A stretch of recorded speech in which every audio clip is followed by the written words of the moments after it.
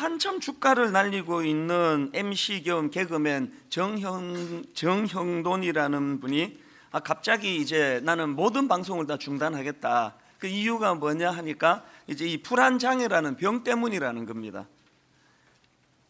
이분이 이런 선언을 하기 얼마 전에 이제 모 프로에 출연을 해가지고 이런 말들을 했다는 걸 제가 글로 읽고 참 마음이 아팠습니다. 나는 불안장애를 앓고 있다. 실력에 비해 너무 잘 되다 보니 미천이 드러날까 두렵다. 내 능력 밖에 복을 가지려고 하다가 잘못될 것 같다는 생각이 든다. 이런 내용의 이야기를 본인이 했다는 겁니다. 심지어는 자기가 앞에서 뭔 이야기를 하면은 그 웃으면서 자기 이야기를 경청하는 그 사람이 갑자기 돌변해가지고 자기를 칼로 찌를 것 같다는 그런 망상에 시달리기도 한다는 겁니다. 그게 얼마나 이 마음이 힘들었겠습니까? 제가 이분에 관한 기사나 또 글들을 제가 쭉 살펴보기를 원했던 것은요, 주위를 둘러보면은 이런 불안장애로 힘들어하는 사람들이 생각보다 많습니다.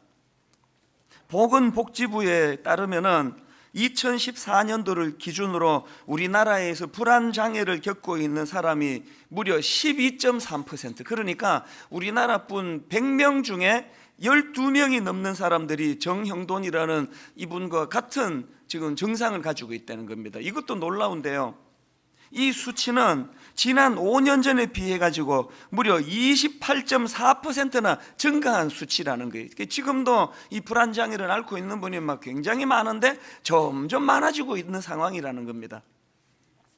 이게 참 실감이 나는 그런 일을 제가 2주 전에 겪었습니다. 제가 이 시간에 이제 설교하면서 지금은 겨울 나무처럼 버텨야 한다. 또 그게 참 아름답다. 그래서 한 청년이 제게 왔을 때 자기를 힘들어할 때 무슨 소리냐, 지금 네 모습이 너무 아름답다. 1월에 그 혹독한 버텼던 겨울나무가 있었기에 4월에 그 화려한 그 봄나무가 가능했던 거 아니냐, 이런 제가 말씀을 드렸던 기억 나실 것입니다. 그런데 그 설교가 얼마나 그 반향을 일으키는지 요 근래에 그렇게 많은 반향은 제가 처음 봤다 할 정도예요. 막 여기저기서 메일이 오고 또 그 내용을 따가지고 막 그 기독교 포털 사이트에서는 막 퍼날르고 또 외국에서 신앙생활하는 우리 교회 성도들이 막 연락이 오고 메일이 오고, 그래서 제가 그 굉장히 좀 인상적이었습니다. 그래서 제가 이제 아침을 먹으면서 우리 집사람한테 그 이야기를 쭉 하면서 아마 요즘 성도들이 이런 종류의 설교를 좋아하시는 것 같다, 제가 그렇게 이야기를 했더니 이 밥을 먹다가 앞에 있던 제 아내가 갑자기 정색을 하면서 하는 말이 왜 그렇게 생각하느냐고. 요즘 성도들이 그런 류의 설교를 좋아해서 그런 게 아니고 요즘 성도들이 그런 설교를 통해서 위로를 받지 안 되면 안 될 만큼의 힘든 분들이 많다는 생각을 왜 못하느냐, 그런 이야기를 하길래 밥 먹다가 갑자기 막 정색을 하고 그런 이야기를 해가지고 제가 좀 당황했지만 그 자리에서 제가 그걸 동의를 했습니다. 듣고 보니까 당신 말이 맞다. 그만큼 지금 위로가 필요하고 또 새 힘을 공급받아야 될 사람들이 많은 그런 상황인 것 같구나. 그래서 제가 그 다음날 우리 전체 교역자 회의할 때 그 이야기를 들려줬습니다. 그리고 내 아내 생각이 맞는 것 같다. 그래서 우리가 다 지치고 힘들지만 우리 다 힘내가지고 이 성도들을 잘 섬기는 이런 일에 좀 더 달려가는 그런 우리 교회 교역자가 되면 좋겠다, 그런 걸 같이 나눈 적이 있었습니다. 새해를 맞아가지고도 뭐 그렇게 희망적이고 낙관적인 소식은 잘 들려지지 않습니다. 맨날 나오는 이야기는 더 어려워질 것이다. 경제도 더 힘들고 사회는 더 복잡하고 정치도 뭐 더 어려워지고 이런 이야기가 쏟아지고 있는데요. 그럼 이런 상황에서 예수 믿는 우리가 어떻게 이런 그 두려움을 극복하고 또 이겨낼 수 있는가? 오늘 이런 부분들을 좀 본문에서 좀 살펴보려고 하는데요. 자, 24절을 한번 보시겠습니까? 배가 이미 육지에서 수울이나 떠나서 바람이 거스름으로 물결로 말미암아 고난을 당하더라. 제자들이 지금 어떤 상황인지 아시겠죠? 풍랑을 만나가지고 고생하고 있는 상황입니다. 근데 제가 이 본문을 깊이 들여다보니까 지금 제자들이 겪고 있는 고통이 삼중적인 고통이에요. 그들이 겪고 있는 지금 첫 번째 고통이 뭐냐? 이 풍랑을 만났는데 그 풍랑이 어떤 풍랑이냐? 그치지 않는 풍랑이에요. 25절에 보니까 이 풍랑이 밤 사경까지 계속됐다 그러는데요, 밤 사경은 요즘으로 치면 새벽 3시에서 새벽 6시 사이예요. 같은 내용을 다루고 있는 요한복음 6장 16절에 보니까 제자들이 언제 배를 타기 시작했냐 하니까요, 저물매 제자들이 바다에 내려가서, 저물매, 그러니까 지금 추측하건대 굉장히 긴 시간 동안 제자들이 지금 풍랑과 싸우고 있는 겁니다. 사람이 요한 고비만 넘기고 나면은 희망이 있다, 이래야 그 싸울 맛이 나는데, 여러분 이 겨울나무가 지금 이제 1월이니까 이제 한 2달만 버티면은 이제 드디어 눈이 그치고 땅이 녹고 그러면서 이제 봄이 올 것이다, 이래야 버틸 수 있는데 3월이 돼도 4월이 돼도 5월이 돼도 6월 7월 달에도 막 눈 내리고 얼어붙고 하면은 그걸 버틸 나무가 어디 있겠냐고요. 지금 이 시대를 겪어가는 사람들의 형편하고 본문의 그 제자들의 상황의 공통점이 뭐냐 하니까 도대체 이 풍랑이 언제 끝날지 이게 앞에 안 보이는 상황이에요. 이게 제자들을 고통으로 몰고 갔다고 생각하는데요, 그것도 힘든데요, 제자들이 겪어야 하는 이중적인 고통이 뭐냐? 예수님의 부재예요. 오늘 본문 23절 한번 보십시오. 무리를 보내신 후에 기도하러 따로 산에 올라가시니라 저물매 거기 혼자 계시더니, 어떤 상황인지 아시겠죠? 예수님은 기도하시고 묵상하시려고 혼자 산으로 가셨고, 지금 예수님 없는 제자들끼리 배를 타고 가다가 이런 일을 만난 거예요. 아기를 낳아보면 이제 다 아시지만요, 이 세상에 인간이 태어나가지고 제일 먼저 경험하는 고통이 격리불안 아닙니까? 이 아기는요, 옆에 엄마가 없으면은 바로 그때부터 불안한 거예요. 그래서 막 엄마가 나타날 때까지 우는 거 아닙니까? 창조주 되신 하나님 앞에 나이가 이제 저처럼 50대가 됐다고 격리불안이 없어집니까? 내가 지금 어떤 상황으로 사느냐보다 더 두려운 것은 하나님이 안 계신다, 내게 하나님이 떠나셨다, 이거 아닙니까? 제자들에게 지금 이 예수님의 이 부재는 엄청난 두려움이었을 거예요. 그런가 하면 여기다 하나 더 붙여서 제자들의 삼중적인 고통이 있는데요, 그 영적인 혼란입니다. 이게 무슨 말씀인가 하면은, 자 여러분, 지금 풍랑을 만나가지고 제자들이 죽을 고생을 하고 있는데요, 그 원인을 제공한 원인자가 누구십니까? 예수님이세요. 22절을 자세히 보십시오. 예수께서 즉시 제자들을 재촉하사 자기가 무리를 보내는 동안에 배를 타고 앞서 건너편으로 가게 하시고, 배 타게 하신 분이 지금 예수님이에요. 제자들이 지금 풍랑과 싸우는 것도 힘들어 죽겠는데 그 마음에 갈등이 뭐였겠습니까? 순종하면 복 주신다더니, 내가 지금 예수님 말씀에 순종해가지고 지금 이렇게 된 거 아니냐고요. 그리고 여러분, 그 제자들 입장에서 예수님이 얼마나 원망스럽겠습니까? 그 시골떼기 촌놈 출신들 제자들이 평생에 그렇게 주목받고 막 오병이어의 기적이 일어나가지고 막 사람들이 열광하고 북적거리고 막 환호하고 하는 그 현장에 평생에 이런 거 처음 아니었을까요?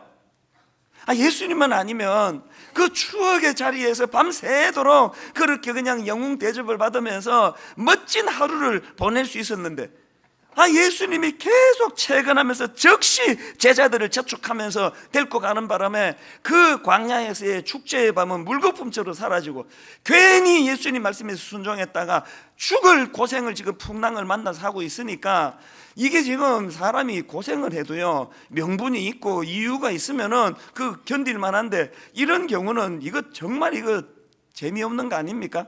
마음으로 계속 그 원망이 나올 수 있는 그런 상황이라는 거예요. 그런가 하면은 제자들의 혼란이 하나 더 있는데요, 뭐냐 하니까, 여러분 아까 제가 예수님이 언제 나타나셨다 그랬죠? 밤 사경, 우리로 치면 새벽 3시에서 6시 사이에 나타나셨는데요, 마가복음 6장 48절에 보니까 바람이 거스름으로 제자들이 힘겹게 노젓는 것을 보시고, 예수님이 그 상황을 다시 알고 계세요. 이 너무한 거 아닙니까? 당신 때문에 제자들이 안 겪어도 되는 지금 이 고생길로 들어가 가지고 굉장히 그것만 해도 입장이 곤란하고 미안한 상황인데, 예수님이 그 잘못 판단해 가지고 제자들이 그 고생을 하는 것을 보셨으면 어떻게 해야 됩니까? 득달같이 그 풍랑을 잠잠케 하고 구해 주셔야 되는 거 아닙니까? 왜 뻔히 다 보시면서 새벽 3시부터 6시가 될 때까지 왜 구경하고 있는 거예요? 안 도와주시고. 이 제자들의 삼중적 고통이, 여러분, 이게 왜 제게 그 흥미를 유발시키는가 하면은, 이게 2000년 전에 그 남의 나라 어떤 사람이 겪었던 이야기가 아니고 바로 이 상황이 오늘 예수 믿는 우리 이야기예요. 그렇게 오래 부르짖고 눈물로 새벽마다 주님 앞에 나와 간절히 인생의 풍랑을 잠잠케 해달라고 부르짖는데 하나도 상황은 안 바뀌어요. 그리고 저는 목사인데도요, 어떨 때 정말 중보기도를 하면서 눈물을 흘리며 하나님께 간절히 기도하는데, 어떨 때는요, 이 하나님이 내 기도를 안 들으시는 것 같아요. 외면하는 것 같아요. 이 귀를 막고 계시는 것 같아요. 귀를 막지 않으시면 어떻게 이렇게까지 응답을 안 해주시느냐고. 어떻게 해석해야 되는 이야기입니까? 난 지금 하루가 지금 죽을 것 같은데 밤 4경이 될 때까지 나타나지 않으시는,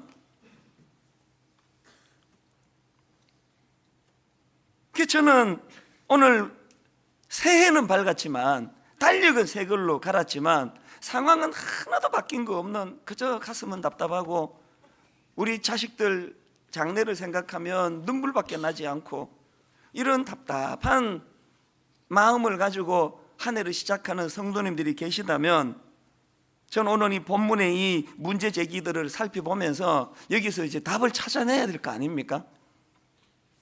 그래서 저는 오늘 이 본론의 제목을 이렇게 잡아봤습니다. 두려움을 극복할 수 있는 3가지 대안. 어떻게 하면 이 문제를 해결할 수 있는 건가? 자, 3가지로 제가 정리를 해봤는데요. 자, 첫째로요, 여러분 두려움을 극복하고 싶으세요? 그러시려면요, 이 예수님의 뜻과 의도를 파악할 수 있는 힘을 기르셔야 됩니다. 이게 무슨 말씀인가 하면은, 여러분, 제가 조금 전에 지금 제자들이 이렇게 풍랑을 만나 죽을 고생을 하고 있는 원인을 제공하신 분이 예수님이라고 말씀드렸지 않습니까? 그래서 이게 예수님을 향한 원망과 불평도 되지만, 발상의 전환이 일어나면 이게 바로 나는 그래서 안 죽는구나라는 확신을 얻을 수 있는 도구예요. 이게 무슨 말씀이겠습니까? 22절을 다시 한번 보십시오. 예수께서 즉시 제자들을 재촉하사 자기가 무리를 보내는 동안에 배를 타고 앞서 건너편으로 가게 하시고, 지금 시종일관 예수님은 주도적으로 뭔가 의도된 일을 지금 진행해 나가고 계시는 거예요. 그럼 이 상황을 놓고 동전의 저쪽 편을 취하면은 일을 이따위로 하느냐고 원망하고 불평하고 울분에 빠질 수 있지만, 그러나 동전의 저쪽 면을 보면 뭔가 창조주 되시는 주님이 의도를 가지고 일을 해 나가시는 거라면 나 안 죽겠네. 이해가 되세요? 예수님이 지금 안 나타나고 계시지만 무능하고 무기력하고 우리가 죽어가는지 뭔지 하나도 모르고 계시면 문제인데, 예수님이 상황을 다 파악하고 계시는 거 아닙니까? 예수님이 지금 그것을 놓고 기도하고 계시는 거 아닙니까? 그러면 우리가 얻을 확신은 뭐예요? 나 안 죽겠네. 우리 결과 다 알잖아요. 제자들 안 죽었잖아요. 그리고 나타나셨잖아요. 성경 왜 읽습니까? 이렇게 일하시는 그 하나님의 법칙이 내게도 적용하기 때문에 읽는 거 아닙니까? 인간의 계산과 인간의 방법으로는 너무너무 힘들고 어려우신지 모르겠는데 하나만 확신하면 돼요. 안 죽습니다. 망하지 않습니다. 왜? 하나님의 의도하심 속에 일어나는 일이기 때문이에요. 이 밤 4경의 의미도 마찬가지 아닙니까? 기왕 구해 주실 거 그냥 좀 멋지게 예수님이 풍랑이 일자마자 짜잔 나타나가지고 탁 해결해 주면 얼마나 그 깔끔하신 주님이 되실 텐데 뭐 기왕해 주실 거 그게 이제 딱 기다리고 있으면서 뭔가 의도를 가지고 왜 그러고 계셨을까요? 이게 왜 그러냐면은요, 여러분 그 상식적으로 그 당시 상황을 한번 머리로 그려보세요.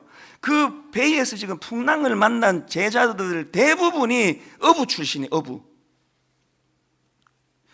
거기서 잔뼈가 굵어진 사람들이에요. 풍랑이 왔습니다. 콧방귀 꼈을 거예요. 참, 뭐 이런 일이 한두 번인가?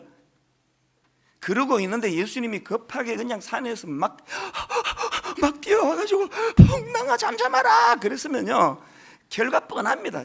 하여튼 예수님은 오지랖이 넓으셔가지고 주님은 그 목수 출신 우리는 어부 출신 이 정도는 그렇게 안 써도 우리 다 고칠 수 있습니다. 공연한 일 하셨네요. 분명히 이런 이야기 나왔을 거예요. 제자들이 지금 풍랑이 찾아왔는데요 이 정도쯤이야 뭐 그래서 베드로 네가 다 해라. 바람이 이렇게 불면 키를 저렇게 돌리고 바람이 저렇게 불면 키를 이렇게 돌리면서 그 피하는 법 다 알지? 1시간이 지나고 2시간이 지나고 3시간이 지나고 새벽 2시가 지나고 자기들이 동원할 수 있는 모든 노하우 모든 기술력을 다 동원했는데 풍랑을 잠재울 수 없습니다. 점점 두려워지는 거 아닙니까? 이건 좀 다르네? 이 풍랑은 좀 다르네? 좀 다르죠. 주님이 의도적으로 일으킨 풍랑이니까. 이 풍랑은 우리 기술로는 우리 노하우로는 우리의 실력으로는 잠재우기가 어려운 것이구나. 그래서 여러분 저는요 영적으로 이 밤사경이라는 단어의 의미를 목회하는 입장에서 머리에 대해 새기고 뇌에 대해 새겨놨습니다. 밤사경. 물리적인 새벽 3시는요 새벽 2시 다음이면 저절로 오는 게 물리적인 새벽 3시지만 영적인 밤사경은요 영원히 안 올 수도 있고 지금 바로 올 수도 있는 게 밤사경이에요. 그래서 여러분 제가 정의하는 밤사경이 뭐냐, 저는 밤사경, 영적인 밤사경을 이렇게 해석합니다. 자신의 노력이나 능력으로는 이 문제 해결이 불가능하다고 깨닫는 시점, 이건 내 실력으로는 해결할 수 없다라고 선포하는 시점, 이게 밤사경이에요. 예수님은 밤새도록 그 시점을 기다리고 계시는 거예요. 내가 의지하던 그 무엇, 이거 갖고는 안 된다. 내가 갖고 있는 어떤 실력, 내가 갖고 있는 학력, 내가 가지고 있는 사회적인 어떤 위치, 이런 걸로는 안 된다. 이건 내 힘으로 할 수 없는 일이다. 그래서 내게는 은혜가 필요하다. 내게는 하나님이 필요하다라고 깨닫는 시점, 이게 밤사경이에요. 여러분 인생에 왜 이렇게 밤사경이 안 오시는지, 안 오는지 한번 곰곰이 생각하는 시간이 됐으면 좋겠습니다. 밤사경은요 당길 수 있습니다. 죽을 때까지 밤사경을 못 보고 죽는 사람도 있고요, 이걸 당길 수 있어요. 제가 이거를 경험했기 때문에 내 삶이 여러분 앞에 이렇게 당당하게 설교할 수 있는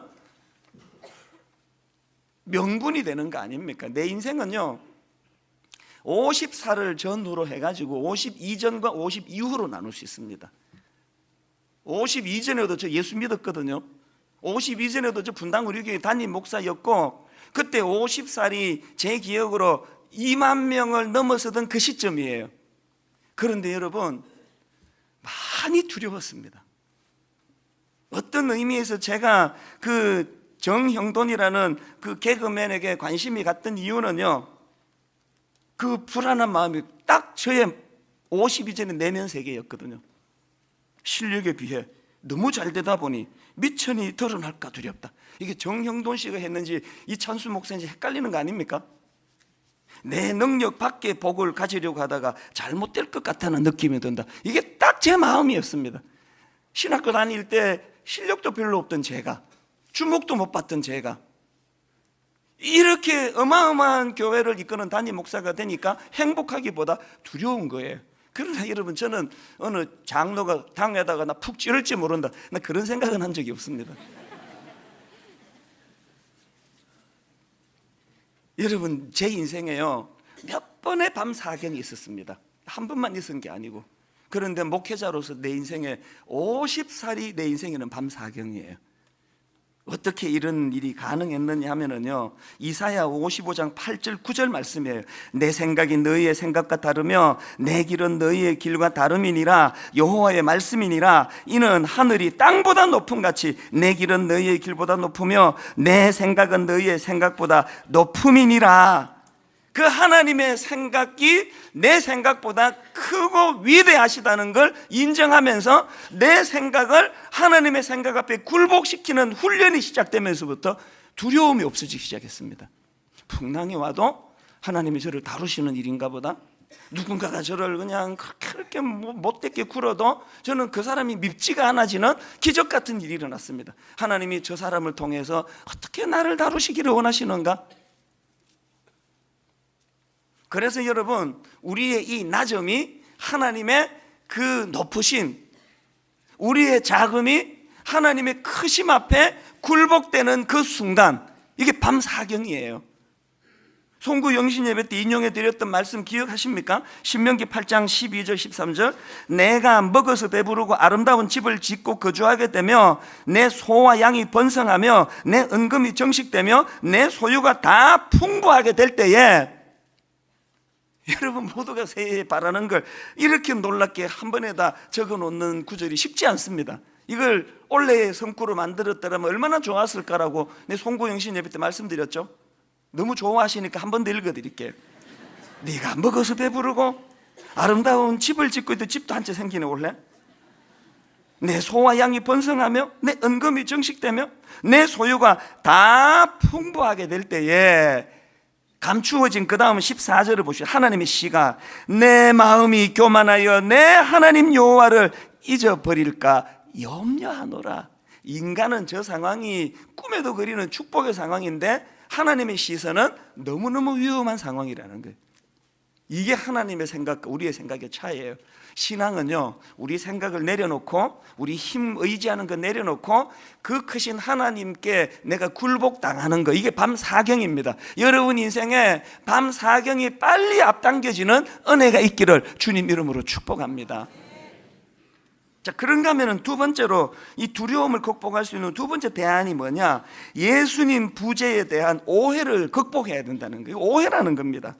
20절 21절을 다시 보십시오. 무리를 보내신 후에 기도하러 따로 산에 올라가시니라. 저물매 거기 혼자 계시더니 배가 이미 육지에서 수울이나 떠나서 바람이 거스름으로 물결로 말미암아 고난을 당하더라.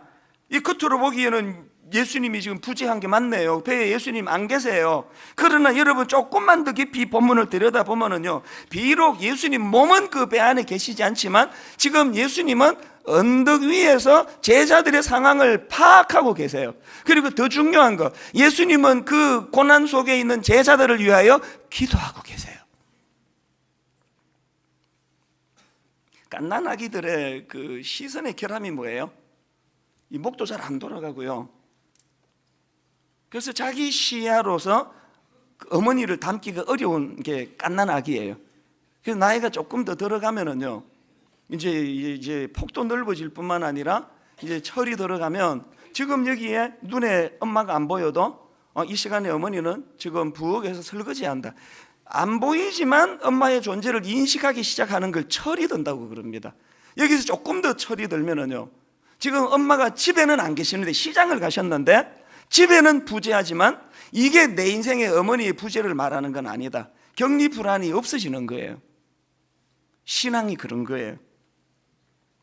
그래서 예수님께서는 이제 부활과 성천하신 이후로 분명히 이 예수님의 부재에 대한 오해가 있을 거를 주님이 아시고 두 가지 대안을, 조치를 취해 놓으시는데 어떤 조치냐? 하나는요, 성령님을 보내주세요. 그래서 우리가 이 불안을 없애기 위해서는 성령님 의지하기. 자, 마태복음 28장 20절을 보십시오. 내가 너희에게 분부한 모든 것을 가르쳐 지키게 하라. 볼지어다 내가 세상 끝날까지 너희와 항상 함께 있으리라 하시니라. 이 놀라운 약속의 말씀을 우리 주님이 주셨는데 이 말씀이 우리 인생들에게 잊혀지지 않도록 성령님을 보내주십니다. 자, 요한복음 14장 16절 17절을 보십시오. 내가 아버지께 구하겠으니 그가 또 다른 보혜사를 너희에게 주사 영원토록 너희와 함께 있게 하리니 그는 진리의 영이라 세상은 능히 그를 받지 못하나니 이는 그를 보지도 못하고 알지도 못함이라. 그러나 너희는 그를 아나니 그는 너희와 함께 거하심이요 너희 속에 계시겠습니다. 이 성령님의 내주하심이 왜 필요하냐? 요한복음 14장 26절, 보혜사 곧 아버지께서 내 이름으로 보내실 성령, 그가 너희에게 모든 것을 가르치고 내가 너희에게 말한 모든 것을 생각나게 하리라. 왜 주님께서 또 다른 보혜사 성령님을 우리에게 내주하게 하셨느냐? 예수님 말씀을 생각나게 하려고요. 내가 너희와 함께 하겠다. 네 눈에 안 보인다고 부재 아니다. 내가 그 배에 없다고, 내가 그 제자들과 함께 하지 않는다고 생각하면 오해다. 그걸 생각나게 하시는 거예요. 마지막 요한복음 15장 26절, 내가 아버지께로부터 너희에게 보낼 보혜사 곧 아버지께로부터 나오시는 진리의 성령이 오실 때에 그 다음에 그가 나를 증언하실 것이요. 한국 교회의 코미디 같은 비극이 뭔지 아십니까? 여기 성령님은요, 당신이 드러내시려고 오시는 분이 아니에요. 성령님이 많은 일을 행하시지만 결정적인 것은 예수 그리스도를 드러내러 오시는 거예요. 그런데 오늘 우리 시대의 비극이 뭐예요? 어떤 교회를 가보면 성령님밖에 안 계시는 것 같아요. 모든 문구에 성령만 들어가요. 성령. 어떤 교회는 또 예수, 십자가 이것밖에 안 들어가요. 그래서 지금 어떻게 보면은 한국 교회는 예수님 파하고 성령님 파가 싸우고 있는 상황이에요. 우리한테 틈만 나면 내 편. 삼위일체까지도 그래서 되겠습니까? 성령님 파가 어디 있고 예수님 파가 어디 있습니까? 성령님은 바로 그 예수님을 증거하러 오신 분이라는데, 여러분이 성령 충만하다고 막 방언도 하고 통변도 하고 별의별 것 다 하는데 여러분 안에 십자가를 통과한 모습이 없으면 그 사람은 성령 충만한 거 아닙니다. 성령님은 우리를 십자가를 통과하게 하시는 거예요. 십자가가 생각나고, 십자가의 영성, 십자가의 인격. 그래서 저는 예수님이 내 안에 내주하심을 인식하기 위해서 여러분 성령님을 더 많이 의지하는 그런 저와 여러분 되시기를 바랍니다. 그런가 하면은 우리가 예수님의 그 부재를 오해하지 않기 위해서 하나 더 해야 되는데요, 주신 말씀을 묵상해야 됩니다. 자, 요한복음 5장 39절을 보십시오. 너희가 성경에서 영생을 얻는 줄 생각하고 성경을 연구하거니와 이 성경이 곧 내게 대하여 증언하는 것이니라. 여러분이 성경을 읽어야 되는 이유는 이거 읽으면 마음이 편안해지고 이거 읽으면 사람이 인격적으로 훌륭해지고 그래서 읽는 거 아니에요. 그건 결과물이고, 성경을 왜 읽느냐? 예수 그리스도에 대하여 증언한 책이기 때문이에요. 그래서 제가 오늘 이렇게 설교를 딱 하고 여러분이 집에 가면서 부부간에 대화하면서, 야, 오늘 목사님 말씀 너무 좋았지, 그지? 우리 앞으로 양심껏 삽시다. 그러면 설교 완전히 엉터리를 한 거예요. 강연 듣고 가시는 거예요. 어떤 부부가 집에 가면서 차 안에서, 여보 오늘 목사님 말씀 들었지? 용기를 내가지고 이제 우리 한번 잘 살아봅시다. 그 설교 완전히 엉터리를 한 거예요. 그런 일 많을 거예요. 설교를 듣고 나면 예수님이 생각나야 돼요. 그 예수님으로 인해 잘 살아야 되겠다. 그 예수님으로 인해 도덕적이어야 되겠다. 그 예수님으로 인해 내가 선한 사람이 돼야 되겠다. 여러분 마가복음 6장 34절을 보십시오. 예수께서 나오사 큰 무리를 보시고 그 목자 없는 양 같음으로 인하여 불쌍히 여기사, 지난주 말씀 기억나시죠? 내장이 쥐어짜는 것 같은 통증을 예수님이 느끼셨는데 왜 그런 느낌을 받았나? 그 다음 강조를 달리한 구절을 한번 보십시오. 예수께서 나오사 큰 무리를 보시고 그 목자 없는 양 같음으로 인하여, 그 목자 없는 양 같음으로 인하여. 그래서 주님이 하시는 일이 뭐예요? 이에 여러 가지로 가르치시더라. 그래서 성경이 나온 거 아닙니까? 왜 성경을 읽어야 되는지 아시겠습니까? 그래서 여러분, 저는 이제 새 학기에 여러분 정말 내가 눈물로 호소하는데요, 이제 이 성경 통독, 1년 1독. 그래서 이제 오늘 저녁부터 오늘 오후부터 우리 교회 홈페이지로 오셔가지고 이 들리는 성경 그 클릭만 하면 눈만 따라가면 돼요. 이제 1월 1일부터 이제 마태복음부터 성경 통독을 할 거예요. 왜 그렇게 하는지 아십니까? 계속 1월 1일부터 창세기만 읽어가지고 창세기는 한 35독을 했는데 출애굽기부터 아무도 안 읽으셔가지고 이제 마태복음부터 하자고. 마태복음. 내년에는 이제 마가복음부터 하고 66년이 지나면은 한 번 더 돌 것 같지는 해요. 그래서 이제 마태복음부터 새로 시작하자고요. 여러분 지난 송구 영신 예배 때요 이제 2부 마치고요. 지금 우리 교회 성도가 프랑스에 이제 그 직장 때문에 가신 분이 계시는데 이분이 연말에 나오신 거예요. 나오셔가지고 대화하다가 근데 너무 감동을 받은 게 뭐냐? 이분은 지금 우리 교회 출석도 안 하고 계시는데 인터넷으로 이제 우리 교회 예배에 참여하시는데 목사님 1년 반 전에 목사님이 원천으로 돌아가자 성경으로 돌아가자 그래서 그때부터 성경을 읽기 시작했는데 여러분 1년 반 만에 이분이 성경 6독을 하셨답니다. 전업주부 아닙니다. 직장인이에요. 성경을 읽지 않고 마음에 두려움이 없어지기를 바란다. 그 어불성설입니다. 그런가 하면은 이제 오늘 드디어 받으셨죠? 이 성경 카드 받으셨죠? 이거 한 주일 동안 이제 암송을 해 오셔야 됩니다. 이걸 암송하셔가지고 이제 다음 주일부터는 예배 시간에 이제 다 같이 암송할 거예요. 그런가 하면은 여러분 내가 한 가지 더 부탁이 있는데요. 이 성경은 하나님의 계시의 말씀이기 때문에 기도하면서 읽어야 돼요. 그래서 오늘 우리 집사님으로 임명되신 모든 분들은 오늘 금요일부터 시작되는 무릎 기도회, 금요일 8시 반부터 무릎 기도회에 나오시기를 원합니다. 아니요, 나오셔야 됩니다. 새해 주님 앞에 공동체적으로 기도하면서 새해를 여는 분당 우리 교회 되기를 바랍니다. 마지막 세 번째로 두려움을 극복하기 위한 대안이 하나 더 있는데 그게 뭐냐? 기억력 회복이에요. 기억력 회복. 어떤 기억력? 하나님이 과거에 주신 은혜를 다시 기억해내야 돼요. 자, 오늘 본문의 상황을 한번 보십시오. 제자들이 풍랑을 만나 지금 죽을 상황에 빠졌는데요, 이 풍랑 바로 앞에 무슨 사건이 있었습니까? 오병이어 기적의 사건이 있었습니다. 여러분, 이 풍랑을 만나 죽을 고생하는 제자들 바로 앞에 그가 경험했던 건 신적인 능력을 베푸시는 예수 그리스도, 그분을 제자들이 목도한 거 아닙니까? 그랬는데 풍랑이 너무 크니까, 풍랑이 너무 오래되니까, 풍랑이 너무 무서우니까 다 잊어버렸어요. 한나절 전에 있었던 일인데. 잘 들으셔야 됩니다. 현실의 공포는, 현실에 대한 지나친 공포는 은혜를 망각하게 하는 흉기예요. 경직이 돼가지고 우리가요, 두려움으로부터 자유하시려면 과거에 주신 은혜를 기억해내야 돼요. 풍랑이 이것보다 더 셀 때 하나님이 어떻게 풍랑을 잠잠케 해주셨지? 지금 내가 겪고 있는 이 어려움보다 훨씬 더 어려움을 우리가 어떻게 이겨냈지?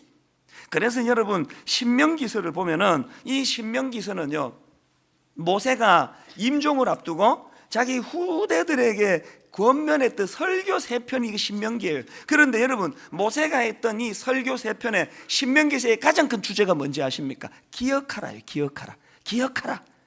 뭘 기억하기 원합니까? 애굽에 종살이하던 그때를 기억해라. 하나님이 어떤 은혜를 주셔, 열 재앙을 통해서 어떤 은혜를 주셔서 너희가 해방이 됐는지 기억해라. 홍해 앞에 섰을 때, 뒤에는 애국 군대가 죽이려고 달려들 때, 앞에는 홍해가 가로막게 우리 죽었다 할 때 하나님이 바다를 가르기까지 우리를 사랑해 주셨다. 이걸 기억해라. 광야 생활 가운데 만나 기억나니? 메추라기 기억나니? 추워서 부들부들 떨 때 주셨던 불기둥 기억나니? 뜨거워 죽을 것 같았을 때 주셨던 구름기둥 기억나니? 그 강력한 적들이 전쟁을 이렇게 쳐들어왔을 때 우리 군사력으로는 이길 수 있는 확률이 0.1%도 안 되는데, 그때 하나님이 어떤 은혜를 주셔서 그 못된 악한 원수들을 이길 수 있었는지 기억해라. 신명기서의 주제는 기억이에요. 2016년 분당 우리 교회 모든 성도님들의 구호가 이거면 좋겠습니다. 기억하라, 기억하라. 뭘 기억합니까? 이것보다 더 힘들 때 하나님이 어떤 은혜를 주셔서 내가 여기까지 올 수 있게 되었던가.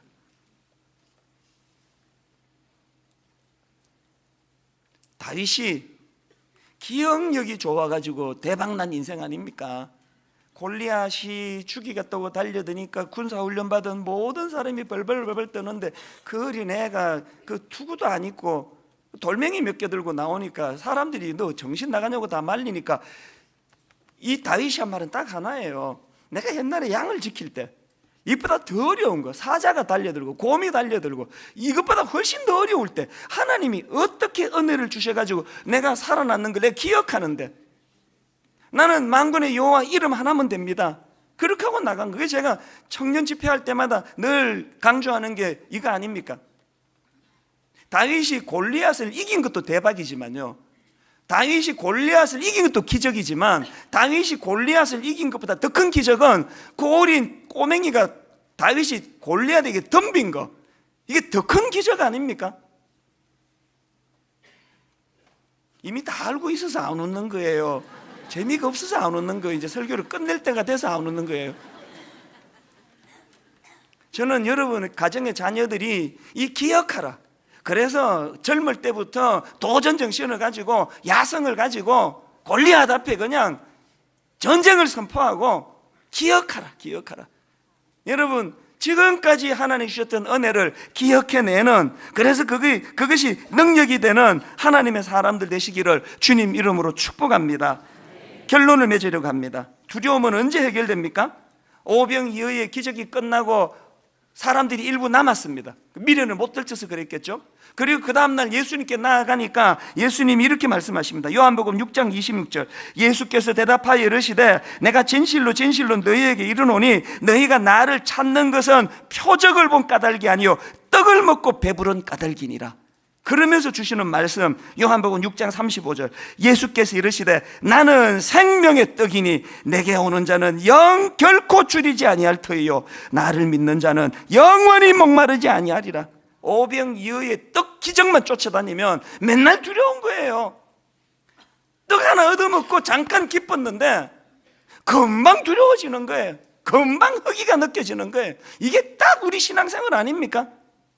여러분 정직하게 이게 신앙이요, 예배가 이게 마약 아편 주사입니까? 이게 잠깐 한 방 맞고 금방 이제 또 그 두려움이 없어졌다가 금방 제정신이 돌아와가지고 일주일 내내 두려워 죽을 것 같다가, 이 악순환을 깨기 위해서는 여기서 주님이 하시는 말씀, 표적을 본 까닭이 아니요 떡을 먹고 배부른 까닭이니라. 예수께서 이르시되 나는 생명의 떡이니 내게 오는 자는 결코 줄이지 아니할 터이요 나를 믿는 자는 영원히 목마르지 아니라. 주님 주시는 떡을 쫓아다니는 인생이 아니라 진정한 생명의 떡 되시는 예수 그리스도가 내 신앙생활의 중심에 있는 성숙한 신앙인들 되시기를 주님 이름으로 축원합니다.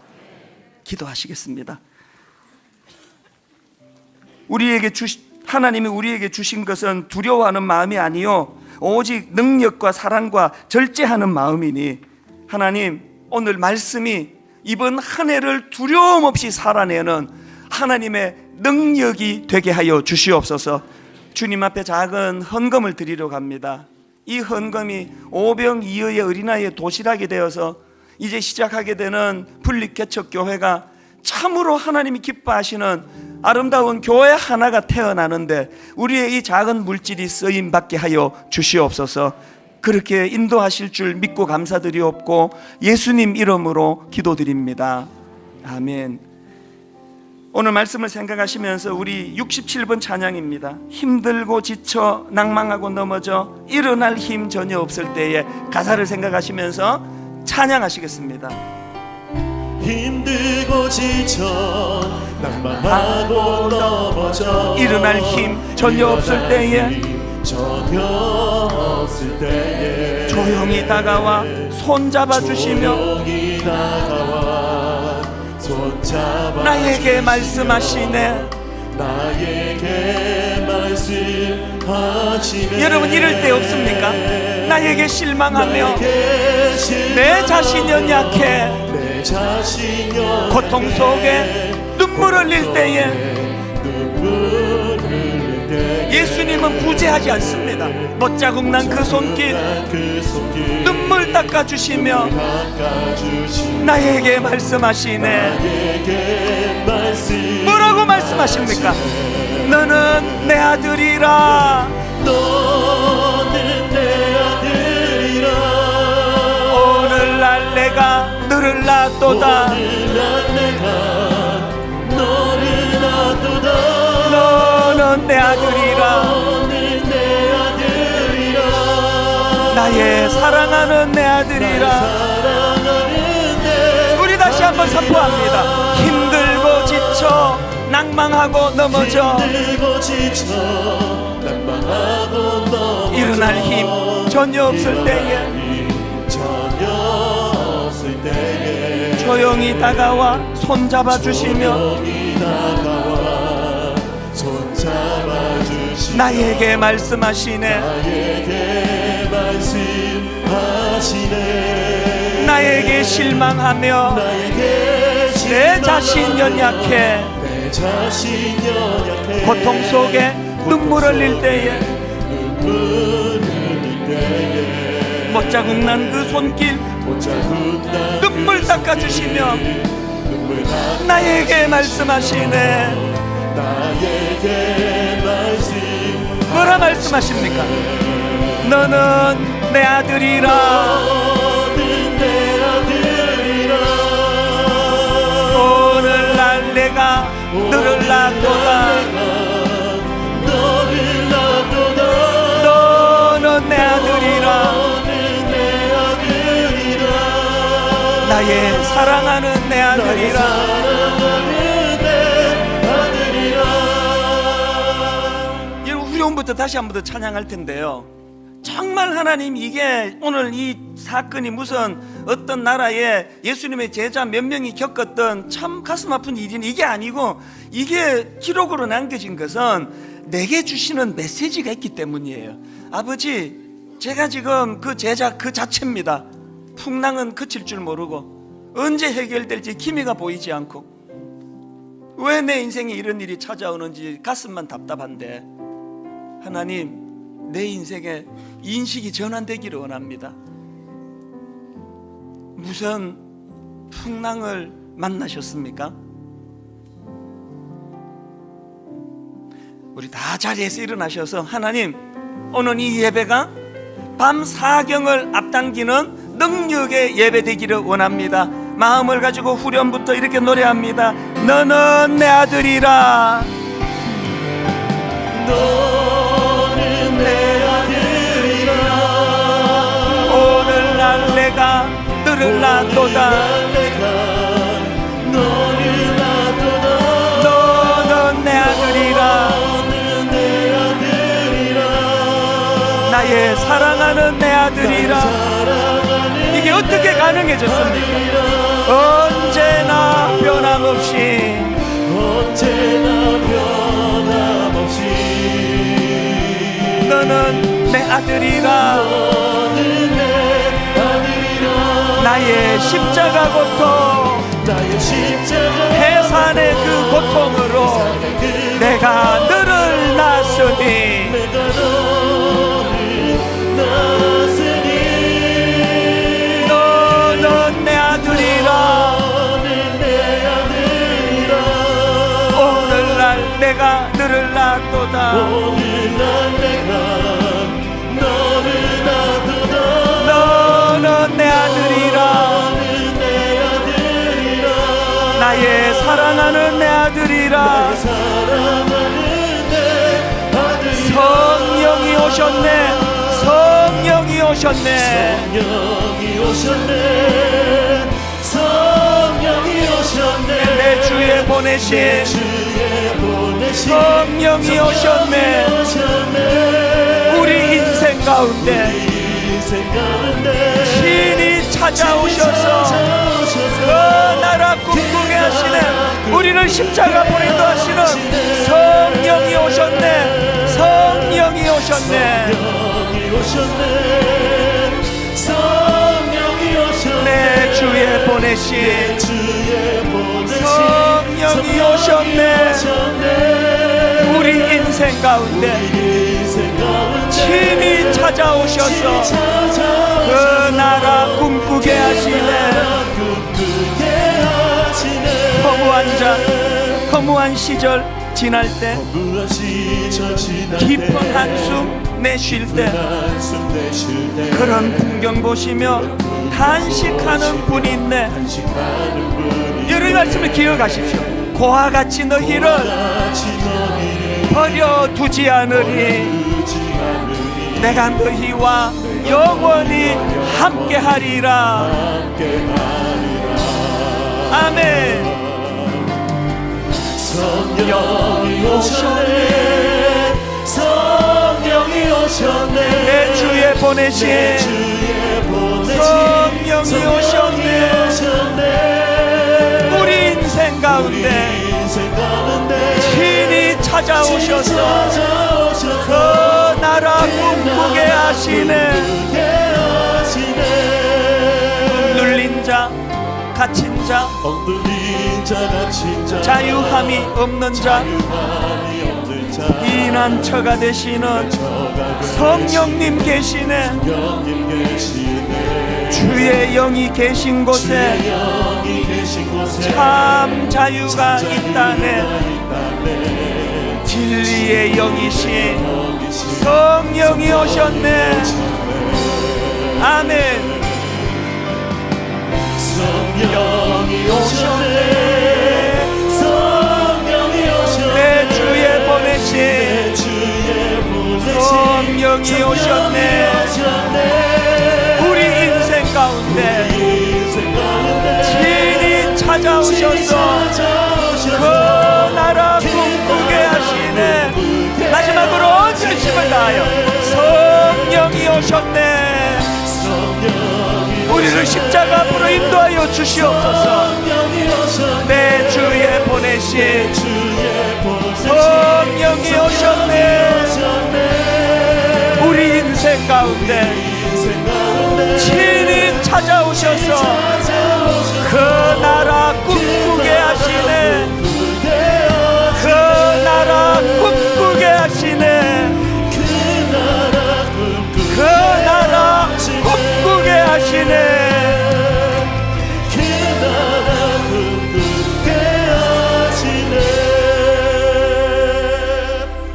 여러분 힘든 인생길 폭풍을 만날 때마다 내가 너와 함께 하겠다 약속하신 예수 그리스도의 말씀이 생각나도록 하기 위하여 성령님을 보내주셨답니다. 그 성령님이 내 안에 내주하고 계실 때 아버지 풍랑만 눈에 보여 하나님의 임재가 보이지 않아 날마다 절망하고 두렵게 살았다면 이제는 하나님 이 일을 진행해 나가시는 분이 우리 하나님이심을 자각하고 하나님 이 일을 통하여 나를 어떻게 단련하여 정금같이 쓰시렵니까?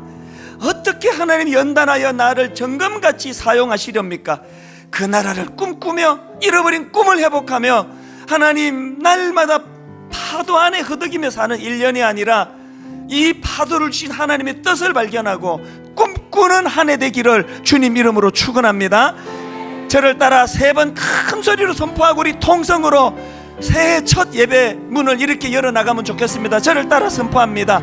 주여 은혜를 주옵소서. 주여 은혜를 주옵소서. 주여 은혜를 주옵소서. 주여 은혜를 주옵소서. 주여 은혜를 주옵소서. 주여 은혜를 주옵소서. 통성으로 기도하시겠습니다. 살아계신 하나님 아버지, 하나님 아버지, 살아서 살아있는 주님을 바라봅니다. 우리 인생길 가운데 인생의 풍랑 속에서 아버지 우리를 언제 이 바라보시며 풍랑이 잠잠해질지 알 수 없는 그 상황 속에 우리를 바라보시며 우리 함께 하시는 언제 이 풍랑을 잠잠케 할지 알 수 없어 눈에는 예수님이 보이지 않고 그런 역사가 더 이렇게 나타날 수 있기를 간절히 구하며 의심한 나아갑니다.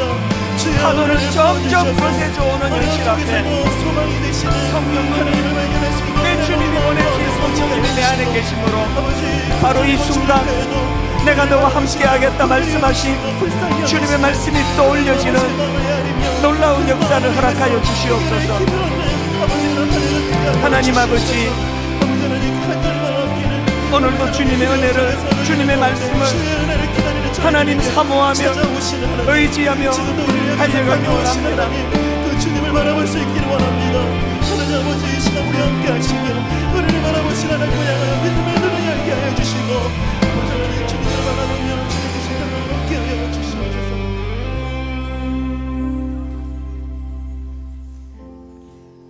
광야에서도 너희가 당하였거니와 사람이 자기의 아들을 안는 것 같이 너희의 하나님 여호와께서 너희가 걸어온 길에서 너희를 안으사 이곳까지 이르게 하셨느니라.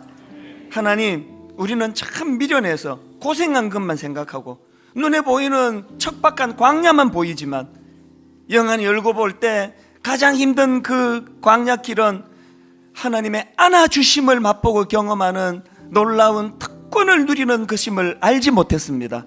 영안을 열어주셔서 하나님, 힘들고 어려운 광야길 가운데 어떻게 하나님이 나를 안아주셔 이 고비를 이겨낼 수 있었는지 기억하는 저희들 되게 하여 주시고, 이제 생명의 떡 대신 예수 그리스도를 내 신앙 중심에 모시는 아름다운 또 성숙한 신앙인 되게 하여 주시옵소서.